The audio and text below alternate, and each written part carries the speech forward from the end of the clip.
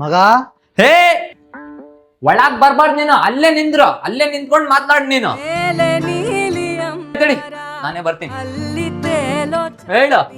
ಏನಿಲ್ಲಪ್ಪ, ಅದು ಅಮ್ಮಗ ಕ್ಯಾನ್ಸರ್ ಅಂತ ಗೊತ್ತಾಯ್ತೆ, ಆಪರೇಷನ್ ಮಾಡ್ಬೇಕು, ಅದಕ್ಕೆ ಒಂದ್ ಸ್ವಲ್ಪ ರೊಕ್ಕ ಬೇಕಿತ್ತಪ್ಪ. ಗೊತ್ತು ನೀನು, ಏನೋ ಅವಸರ ಇದ್ರೆ ಬರ್ತೀಯ, ರೊಕ್ಕಾಗೆ ಬರ್ತೀಯ ಬರೇ ನೀನು.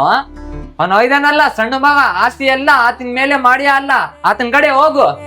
ಇಲ್ಲಪ್ಪ, ಅವನಿಗೆ ಏನೋ ಕಷ್ಟದಾಗಿದಾನಂತ, ಪಾಪ ಎಲ್ಲ ಬಿಸ್ನೆಸ್ ಮಾಡಿ ಎಲ್ಲ ಲಾಸ್ ಆಗ್ಬಿಡತ್ತೆ, ಕಷ್ಟದಾಗಿದಾನಂತಪ್ಪ ಅವನು. ಅದು ಎಲ್ಲ ಪಂಚಾಯತಿ ಹೇಳ್ಬೇಡ ನನ್ ಕಡೆ.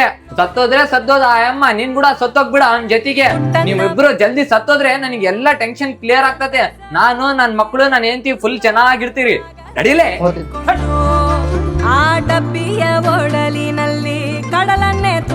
ವಯಸ್ಸಾದ ತಂದೆ ತಾಯಿಗೆ ಮಕ್ಕಳು ಈ ತರ ಮಾಡೋದು ಸರಿನಾ ತಪ್ಪಾ? ಕಮೆಂಟ್ ಮಾಡಿ. ಈಗ ಕಾಣುತ್ತಿದೆ ಮಗು